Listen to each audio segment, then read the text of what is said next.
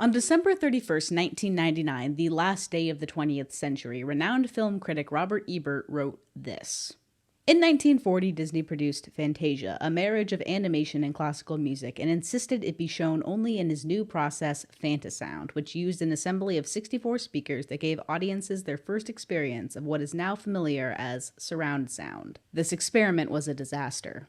Most exhibitors refused to install the speakers, audiences distracted by the gathering clouds of World War II were not in a fanciful mood, and critics who praised Disney's earlier effort as art now slapped him down to earth again, accusing him of being too pretentious. The critic Ernest Reister writes that Disney was personally embittered by the reception given his brainchild and determined to stick to more commercial projects in the future. The next day, Disney Animation Studios would premiere Fantasia 2000. A sequel widely believed to be a pandering imitation of the original and would never receive the same acclaim and cult status in animation and film history. Fantasia 2000 spelled the official end to the Disney Renaissance and halted the incredible commercial success of the 1990s. Pathetic. It weekly heralded a new decade of flops and mediocre successes known in different internet circles as either the modern age, experimental era, or perhaps least creatively, the post-Renaissance. I myself was born exactly 87 days after the theatrical premiere of Fantasia 2000 and thus don't remember it whatsoever. But this also meant that my taste in media was uniquely shaped by the modern age as this period of Disney animation evolved alongside my childhood. Which I'm guessing might be a common experience with other elder Gen Z Disney fans who might have grown up watching films like Atlantis just as often as The Little Mermaid. And I realize that I am extremely biased because of my nostalgia for these films. But ironically, I think it's this very lens of nostalgia that has allowed me to perceive one simple observation about the nature of Disney academia and lasting pop cultural relevance. And that's this. Every 2000s Disney film is underrated. Every single one. Oh yeah. Disney's slate of animated films from 2000 to 2009 consists of nothing but cult favorites that always pleasantly surprise you when someone puts them on a tier list, and films you completely forgot existed altogether, or maybe never even heard of in the first place.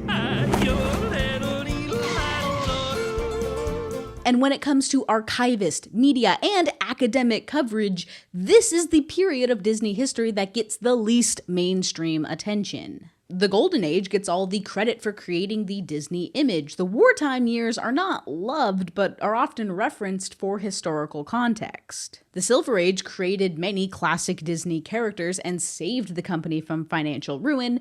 The Dark Ages would almost tanked it after Walt Disney's death. The Renaissance is what returned Disney to being a powerhouse in the industry, and the revival is the history we're currently making. If you've ever seen a video essay on Frozen or Encanto, you have participated in fueling the cultural zeitgeist for the revival era. But the modern age is the uninteresting portion of Disney's history where they were neither dominating the box office or on the brink of a company collapse. For some reason, we as a society have collectively decided that this 10-year period only produced a handful of worthy references in the sea of Disney's pop culture dominance for the last 100 years.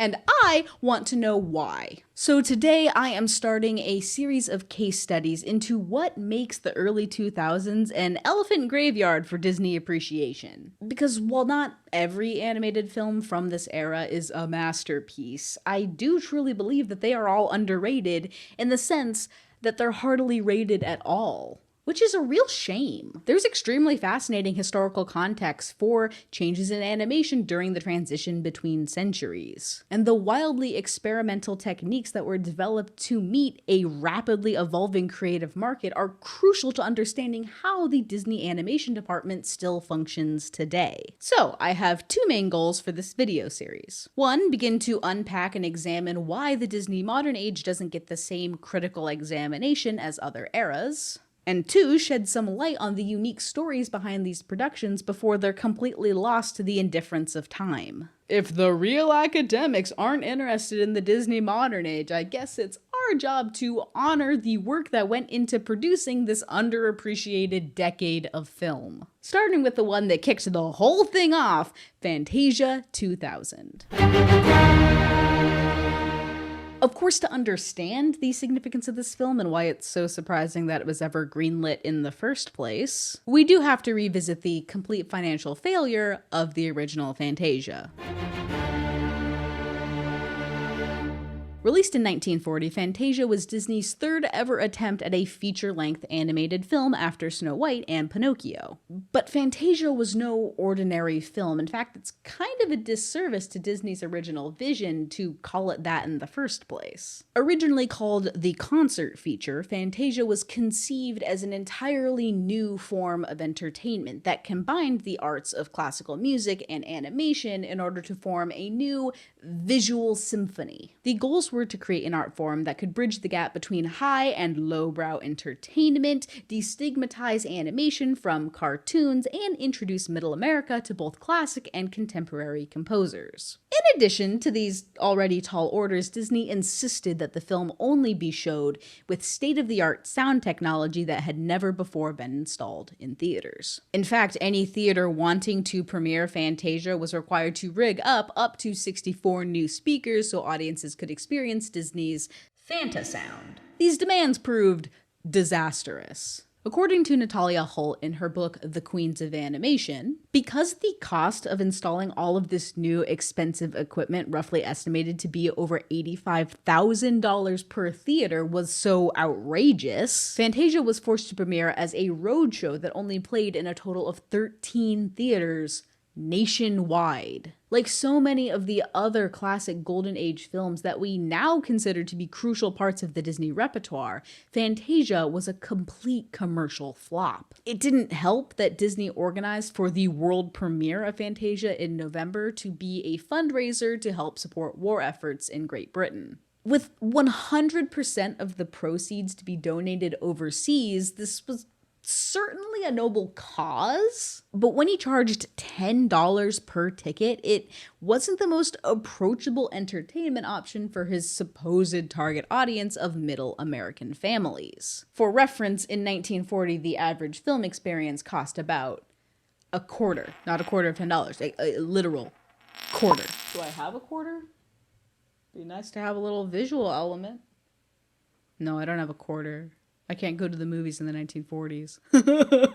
From theaters refusing to make the necessary tech accommodations to the average American's general disinterest in paying to see a whimsical concert feature, Fantasia made back about half of its reported $2.3 million budget. And at this point, Disney was already in a financial deficit from its other 1940 release, Pinocchio, back in February, which was a critical darling, but also failed to turn a profit for the company until the 1950s and several theatrical re-releases. And just to thoroughly deconstruct your idealistic image of the early Disney film slate, both Dumbo and Bambi also lost money on their initial release. And it wasn't until the Silver Age, specifically 1950s Cinderella, that Disney experienced any kind of commercial success that came close to the explosive rise of Snow White in 1937. But when in doubt, try again. I am not a fan of the original Fantasia. I think it's incredibly boring and has some major pacing issues in addition to some intensely racist images that were not okay at the time. But even I cannot deny that it has an iconic impact on Disney's brand for the last 80 years. I would be shocked if there's anyone currently watching this video who was not familiar with the image of Sorcerer Mickey or had never heard this music before.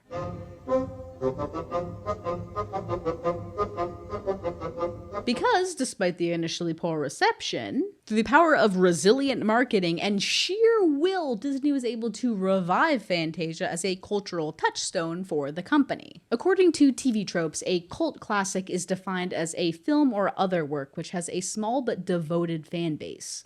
Some cult classics are obscure commercial failures at the time of their premiere, which have since then successfully attracted a fan base, even to the extent of becoming money spinners. Fantasia in particular was a major beneficiary of the Disney Vault phenomenon, where the company would purposely make its properties harder to find. On January 31st, Mickey will be leaving. Hello? Sleeping Beauty will go back to sleep.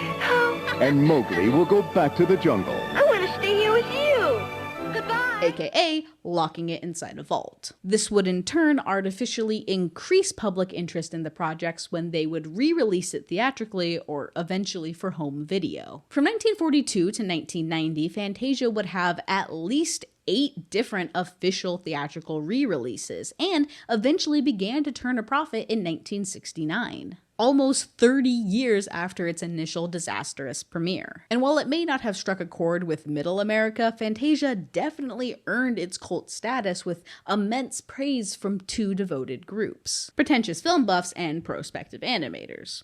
Who's to say there's a difference? Not to mention the film's supposed psychedelic appeals under inebriated conditions in certain circles in the late 1960s. This, of course, was corroborated by the film's marketing at the time. Allegedly. Groovy, Mama, groovy. So, by the home video boom of the 1990s, Disney's Fantasia had never been more popular, selling over 20 million VHS copies in just a few years. This showed that the time was ready for a new Fantasia. According to Roy E. Disney, nephew of Walt Disney and devoted champion of the animation department, in 1991, seeing the belated success of Fantasia, he wrote a semi-facetious letter and sent it to then CEO Michael Eisner, saying that they could fund a sequel entirely based on VHS sales alone. We've made enough money off that video that we could actually afford to make a new Fantasia now. And to his surprise, Eisner agreed. So, a couple things to note about the timing here. 1991 is an interesting turning point for the company because they are just coming off the massive success of The Little Mermaid, but have yet to see if they can repeat those results with Beauty and the Beast in November later that year. The Disney Renaissance, as it'll come to be known, is in a gestation phase where there is internal company excitement about resurrecting the animation department after its mid-century slump, but the forward momentum isn't quite there yet, which makes this a peculiar time to greenlight an experimental sequel to a famous box office disaster. Of course, Walt Disney's initial plan for Fantasia had always included more than just the potential for a sequel. The original vision for Fantasia was to keep it perpetually playing in theaters as a living piece of cinema that would be frequently updated with new animation segments. Like an evolving Ship of Theseus problem, but with more devil worshippers.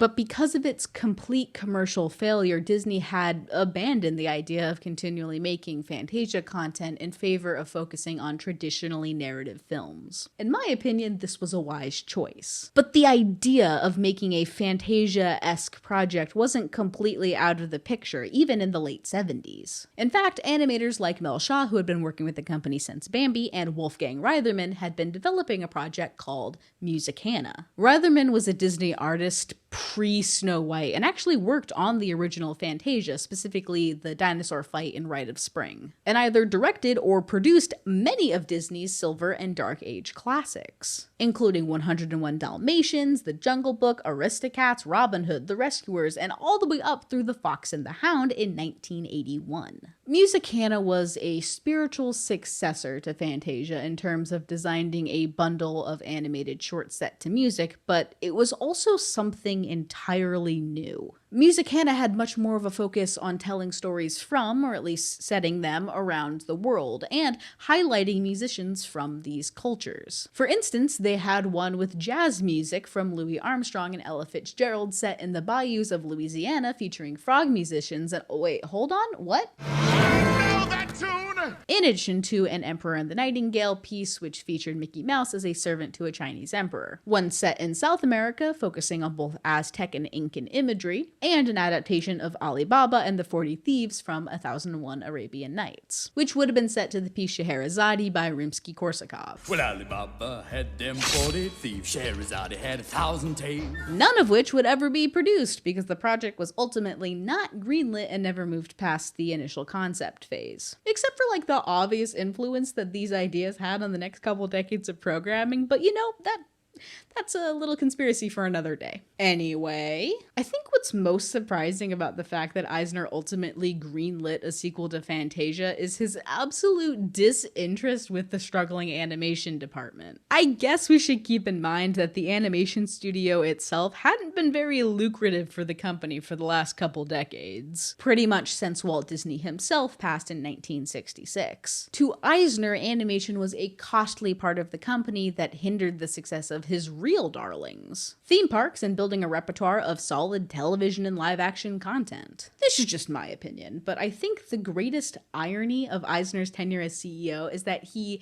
incidentally fostered the animation renaissance, despite his vague disinterest in that side of his business. Allegedly. But to Roy E. Disney, animation was about more than simply keeping its nostalgic properties culturally relevant or producing new work cheaply. It was legacy. He knew that animation was the soul of the company's history and still had the potential to tell new innovative stories if given the proper chance. Despite being the nephew of Walt Disney, Roy E. Disney himself was not an animator. Never worked in it. I can't draw, so I was always self-excluded. But in 1984, he would become the vice chairman of the company and head of the animation studio. In large part, the explosive success of the Disney Renaissance is owed far more to Roy E. Disney than it is to Eisner or Katzenberg, or any of the other big business names that are closely associated to company drama at the time, at least specifically when it comes to animation. All of which is to say that when the cult status of the original Fantasia was commercially solidified with the astronomical home video sales, it was a combination of both Eisner's business-first mindset and Roy E. Disney's idealistic dedication to his uncle's initial vision that got the sequel finally greenlit. Before a single frame was animated on what was initially called Fantasia Continued, Roy Disney and producer Tom Schumacher knew that they needed to find the right musical spearhead for the project. The original score had been a collaboration between Walt Disney and then famous conductor Leopold Stokowski, who both conducted on-screen and orchestrated the film. And because of Stokowski's professional reputation, the music of Fantasia was viewed as a respectable foray into the pompous world of classical music, and thus gave credence to the project. But when looking to put together the creative team for the sequel, Disney and Schumacher had two goals in mind: find someone respectable in the concert scene, find someone willing to adapt the scores to be shorter and more suited for an animated showcase. This is actually in contrast to the original film, which did very little to rearrange its source material, which is one reason why so many of the sequences are poorly paced for film, in my opinion, which is correct. In search of this conductor willing to compromise, Disney and Schumacher traveled to the New York Metropolitan Opera in order to recruit its maestro, James Levine. There is a great story about this initial interaction where Levine is genuinely eager to get involved in the project, but Disney first has to ask him a crucial screening question. What would you think of a 3-minute Beethoven's Fifth? To which Levine responded after a careful moment of contemplation, the right 3 minutes would be beautiful. And so Fantasia Continued officially found its conductor. In terms of finding animators, there was no shortage of interest in the project. Many animators working at the studio at the time were already massive fans of the original and were excited to be able to contribute their own new segments. In total, Fantasia Continued would have 7 new segments, reusing just one from the original. Roy Disney wanted to include The Sorcerer's Apprentice, Nutcracker Suite, and Dance of the Hours, but eventually decided to cut out most of the old material in favor of showing predominantly new work instead. The new sequences were set to a range of musical selections, including Beethoven's Fifth Symphony, The Pines of Rome, Rhapsody in Blue, The Carnival of Animals, Pomp and Circumstance, The Firebird Suite, and Piano Concerto No. 2, Allegro Opus 102. Those were mostly in order, except for that last one, which from here on out we're calling The Tin Soldier. Part of what attracted artists to work on Fantasia Continued is that they were granted greater creative and stylistic freedom in their work. Across the different sequences, there was a great variety in artistic style, character design, and permission to deviate from the standard company style. For instance, one segment might rely heavily on abstract story elements, specific color theory, and CGI modeling, while another leaned into recognizable characters, conventional story, and traditional ink and paint techniques. Therefore, no sequence in Fantasia Continued is quite alike in tone, technique, or approach, and certainly not all three. Which means we should probably touch on each of them individually too, for the sake of thoroughness, of course. The film opens by fulfilling Disney's hypothetical question to Levine, with a roughly 3-minute sequence set to Beethoven's Fifth Symphony. Conceived by animating director Piote Hunt, this paper airplane sequence was created in direct parallel to the opening of the original Fantasia. Rather than beginning on strong narrative beats, both films open with a celebration of abstraction. I think the exact words used to describe this process in production were rhythm and motion expressed in color. That was about sort of rhythm and color, and emotion is expressed through color, which definitely comes off in the final product. The Beethoven sequence also sets the tone for the rest of the film in terms of blending both traditional 2D and new CG animation techniques. Remember that the production for Fantasia Continued began in the early 90s, well before the likes of Toy Story in 1995. A fully CGI film had never been released. CGI had been used sparingly in Disney animated films as early as The Black Cauldron and more famously in The Great Mouse Detective in 1986, and was a feature throughout the 90s Renaissance films, if not the main visual draw. Don't believe me? Check out that iconic sweeping ballroom shot in Beauty and the Beast. This scale and dynamic camera motion was only possible with 3D modeling, blending both new innovations and techniques as old as time. The Disney modern era, however, definitely had the most experiments with CGI techniques, which would eventually evolve into the company style they use today. I mean, with a media landscape dominated by their competitors like Pixar and DreamWorks, Disney had to innovate with the tools available in order to meet public demand. And even though it was being developed almost a decade before its release, Fantasia Continued was built from the beginning with innovation in mind, making it almost prophetically emblematic of the studio's next decade of films. But you know what? We're getting ahead of ourselves. For now. The Pines of Rome was not initially about whales. In fact, would you believe me if I told you that the original composition was actually about, get this, Rome and trees? But when Roy Disney pitched this piece to director Hendel Butoy, what Butoy heard was an overwhelming image of flight, which naturally leads to whales. I mean, come on, those famously flying creatures. The story goes that the animators were riffing on this idea of flight by drawing clouds when someone pointed out that one kind of looked like a whale. Inspired by the idea of combining this fanciful notion of whales in the sky with the more grounded photorealistic modeling technology, Hendel took this idea and ran with it. Why not flying whales? I also can't help but point out that the Arctic setting might be a subtle reference to Finlandia, which had been another sequence conceived for Musicana set to the piece Finlandia, but was obviously cut along with the rest of the film. In all honesty, I do believe that this is the worst visually aged portion of the film, but compare it to its competition. You're telling me that you think the fish in Shark Tale look better than these guys? And that was in 2004.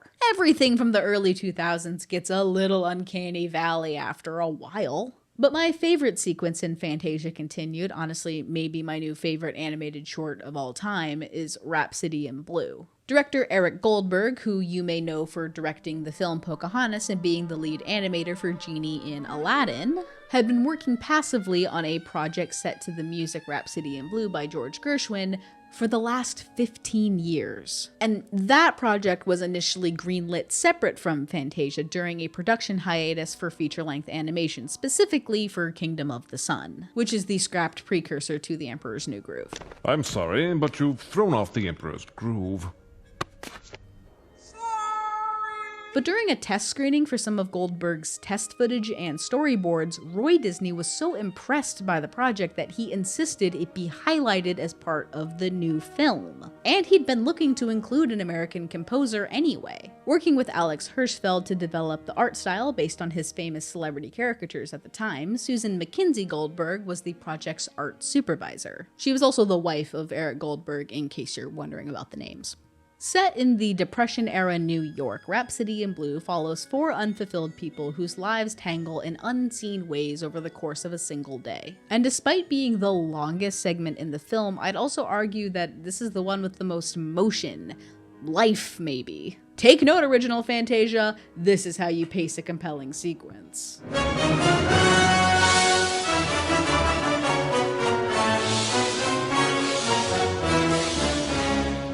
I could honestly spend a whole video breaking down the merits of this sequence, but I will leave it at this. Rhapsody in Blue is clearly a passion project for its creator, and manages to deliver an emotional, interconnected journey through song and beautiful stylized animation.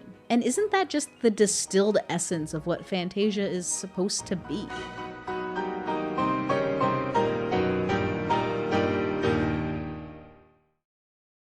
The Steadfast Tin Soldier was a Hans Christian Andersen tale that the Disney Company had been looking to adapt since the 1930s. In fact, Walt Disney had wanted to make an anthology film of the fairy tale author's work for years. That's why there's such old concept drawings for The Little Mermaid. No, they were not actively working on that project for 40 years. Similarly, Bianca Majoli, the first woman to ever work in the Disney story department, had drawn up concept images for the Tin Soldier story too, which had languished in the company archive for half a century. If you want more information about Majoli, how she was basically bullied out of the company, and her incredible contributions to the Disney Golden Age, check out the Queens of Animation book that I mentioned earlier. It is very good. I own a copy. I meant to bring it to record so I could show it to you, but I left it at home, and I'm disappointed. Anyway, Roy Disney was the one who pitched using Piano Concerto No. 2 Allegro Opus 102, which he called the bouncy bouncy music. Known to us as the bouncy bouncy music. For a reason that I won't tell you, because it is funnier if I don't. But it was while perusing the studio archives that our good old whale friend Hendel Butoy had the idea of combining the bouncy bouncy music with Majoli's initial designs. Specifically, he had the music stuck in his head while flipping through an old storybook that the company put together in the 1940s. And in contrast to Butoy's other contributions to the film, I think that the CGI in the Tin Soldier segment could practically be dropped in a film today. It's astoundingly well used in order to make the characters both feel alive and inhuman. If you know the story about why Pixar decided to make their first movie about toys because they knew that they wouldn't be able to render humans very well, then it makes sense why Butoy made a very similar choice, except he took it one step further. While all of his characters are in CGI, the backgrounds are all done with traditional ink and paint techniques, giving it that classic Disney fairy tale aesthetic. But more than that, it makes it feel like his fantasy characters have come to life and transcended that barrier into a three-dimensional foreground. So it's not just a beautiful design choice, but a subtle narrative one as well. And for the record, they came up with it before Toy Story in 1995. Remember, this film was in development purgatory for 10 years.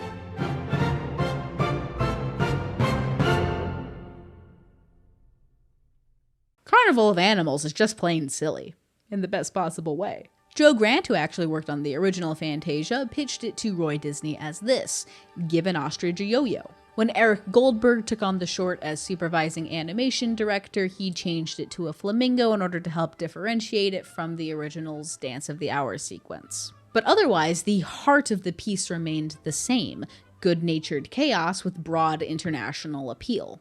A simple meal well cooked. Pomp and Circumstance was actually pitched by Michael Eisner himself. While attending a graduation ceremony, he heard the piece performed and remembered that the animation department of the company he happens to run was working on a concert feature. But it was the sequence's director, Francis Glebas,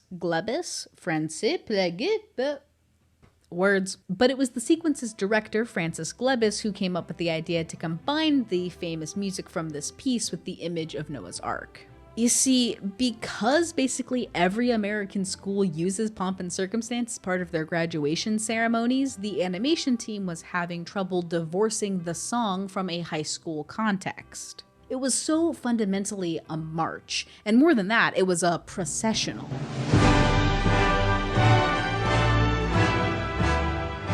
And so Glebas decided to run with that and depict a processional of biblical proportions.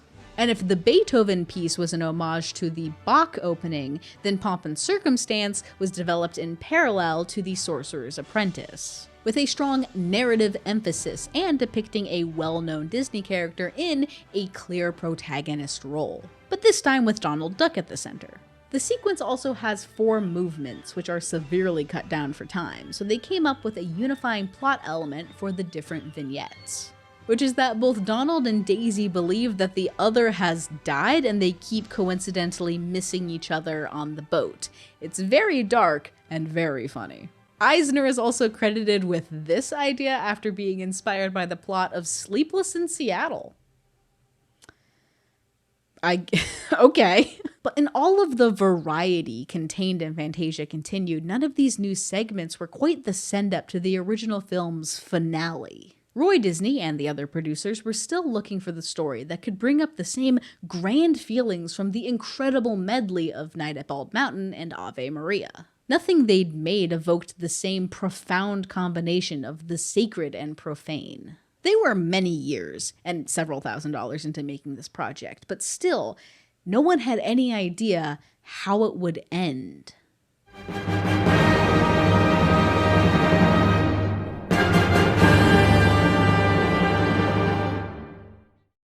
On the morning of May 18th, 1980, Mount St. Helens erupted, killing 57 people and laying waste over 230 square miles of forest in less than 3 minutes. And while the pyroclastic flow, the avalanche of molten rock, debris, and superheated gases caused the largest avalanche in recorded history, the volcano shot pumice 15 miles into the air, effectively turning night into day for the Pacific Northwest. 540 million tons of ash were then deposited over 11 U.S. states and a few different Canadian provinces over the next few days. The eruption caused over $1 billion in damages and remains the most deadly volcanic eruption in U.S. history. 2 years later, President Ronald Reagan signed Public Law No. 97243, which designated Mount St. Helens as an official national volcanic monument, which allowed scientists to study over 110,000 acres of now protected forest. You can still see the scars, but today the land is green, and despite several enduring ecological consequences, there is life here again. And it was during this period of rapid regrowth for both vegetation and wildlife that Roy Disney visited Mount St. Helens National Volcanic Monument on vacation with his wife. They were both inspired by the landscape and wondered what it might look like if one were to set up a camera and record a 500-year time-lapse of recovery. It was this theme of rebirth that stuck with Disney, the idea that the cycle of life includes destruction, but doesn't end there. During the licensing for music in the original Fantasia, Walt Disney had acquired the rights to use several pieces from the composer Igor Stravinsky. The Rite of Spring, probably his most famous and controversial work, was ultimately used for Fantasia's dinosaur sequence. But one of the unused pieces was called the Firebird Suite, a composition meant to evoke images of a mythical phoenix. Combining Roy Disney's inspiration from visiting Mount St. Helens with the themes of rebirth already contained in music his uncle had licensed in the 1930s, the Firebird sequence for Fantasia Continued proved to be the epic finale that everyone was waiting for.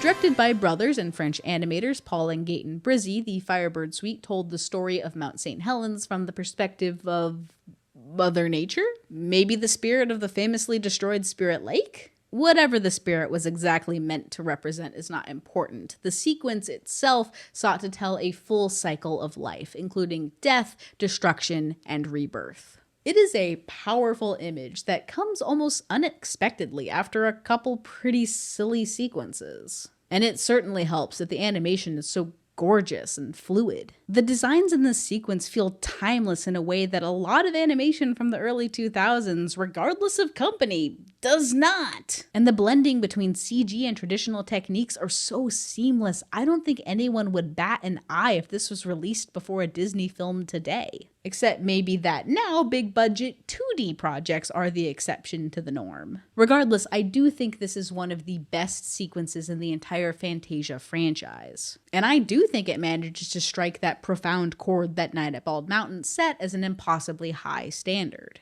It's really a beautiful piece. But I want to zoom out for a moment. Because in order for Roy Disney to have visited Mount St. Helens between its eruption and the release of Fantasia Continued, he would have had to have taken his road trip in either the 80s or the early 90s, and depending on the year, his department could not have been in a more different place. If he visited before the idea of making a Fantasia sequel was even on the horizon, he would have been here during the Disney Dark Age, when the department was objectively failing. And if he was here during the production of the film, it would have been during the most successful years of the Disney Renaissance. And I can imagine Roy Disney looking out over the desecrated landscape, having recently been made the head of a department that had fallen from grace, and seeing the explosive potential for regrowth. The success of the Disney company has always come in waves and eras. But even more specifically, the legacy of the Fantasia franchise itself is so closely tied to this idea of failure and rebirth. From the mixed critical reception and dismal performance upon the original's release to eventually earning its hard-fought cult status over the next 50 years, Fantasia Continued is what was supposed to rise from the ashes as Disney's Firebird, the comeback story for the ages. But instead, it started an era of mediocrity and critical desolation. The Disney Renaissance is named because it came after the Dark Age. Similarly, this last decade of success that we've seen is called the Revival because it woke up the company again. The modern age is an era where Disney animation was considered stagnant compared to its rising competition. But it wasn't dead. The cycle of the company has always included failure, but it never ends there. The 2000s were a period of dormancy and regrowth, building back the foundations for the company to prosper. Roy Disney passed away in 2009, 1 year before the release of Tangled. But if he could visit Mount St. Helens in 2023,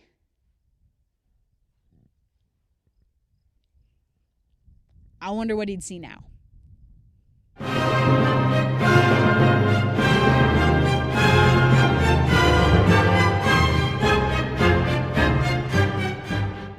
After spending 10 years in agonizing development, the sequel was renamed Fantasia 2000 and had its worldwide premiere and concert hall tour in December 1999. On January 1st, 2000, it released in theaters and became the first animated film ever to be shown on IMAX. Because of this technical limitation, the film was incredibly expensive to show and only had a limited 6-month release in just 54 IMAX theaters across the United States. On June 16th, it had a second wide release, now on 35mm instead of just exclusively IMAX film, but still, on its biggest distribution day, it only played in 1,313 theaters, until it was pulled entirely later that year. Fantasia 2000 never peaked above number 11 on national box office rankings, and even on its most successful weeks was buried by the likes of Green Mile, Stuart Little, and Toy Story 2. For comparison, Toy Story 2 had been already out since November 19th, 1999, so about 2 months,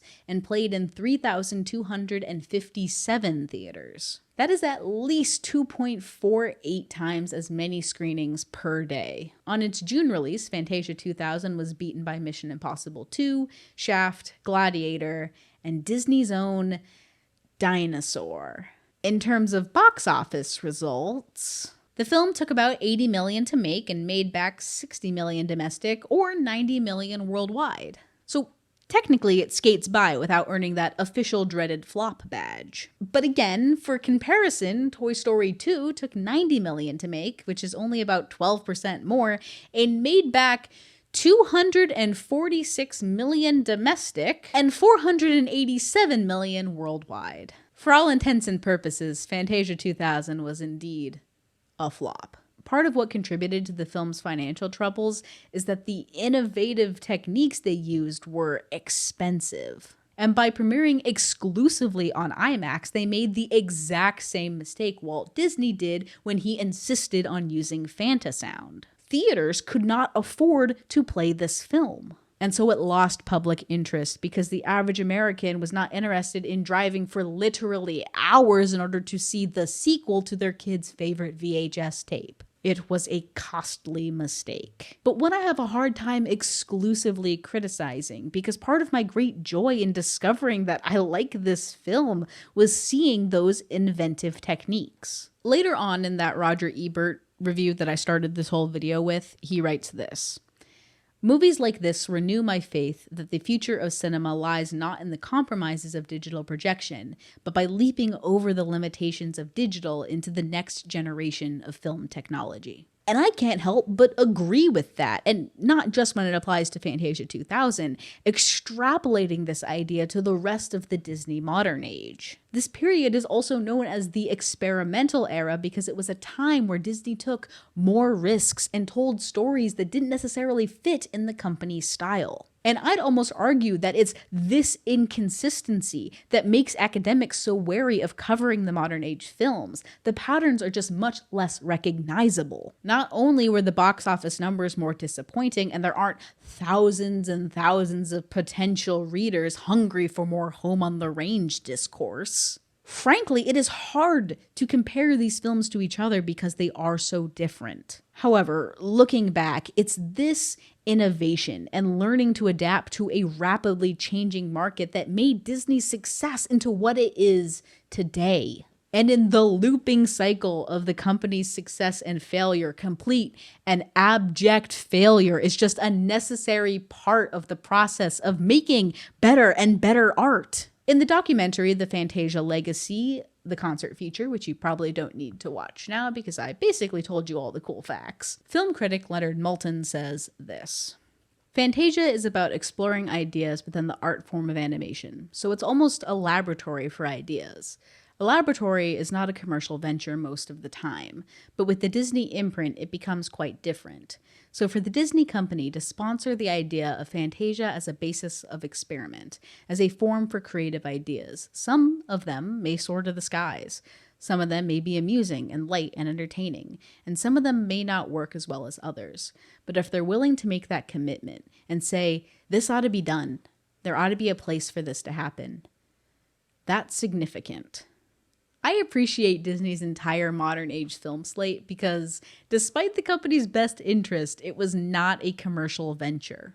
They had the financial cushion from the Renaissance, and while I'm sure the goal was always to make money, I think this was one of the only times in the company's history where that goal was allowed to take a bit of a back seat to the experiment. If we want to see innovations in today's animation market, we have to be open to unprecedented ideas. New techniques, old techniques, highlighting voices that have been historically oppressed, putting art first, and valuing the people who make it. So yes, against popular opinion, I think Fantasia 2000 is an underrated movie. And even more than that, in the cycle of rebirth, I believe we should all remember that endless commercial success is not realistic. You can't escape mediocrity without a little radical innovation. And I too think there ought to be a place for that to happen. I had not seen Fantasia 2000 before researching for this video. And honestly, I had no idea it was going to be this emblematic of all the things I wanted to talk about in the rest of this video series. So if you liked this video, please let me know in the comment section below. And I don't even care if you subscribe to the channel, just keep an eye out for more videos like this in the future. That's a lie, I do want you to subscribe. Don't listen to Humble Lauren, she's drunk off that anti-commercialism nonsense. You can also follow us on Twitter at @theory_central because guess what? Pro tip, you can type Twitter, the domain still works if you just ignore all the random X's. And consider supporting us on Patreon, like the incredible David W. and Alex Toquinto, who I'm pretty sure have each given a flamingo a yo-yo. You can find our Patreon link in the description below because, come on! I came to Mount St. Helens for you! But for now, thanks for watching. The original Fantasia is still bad, boring, overrated. Fight me, and I'll see you later. Why not flying whales?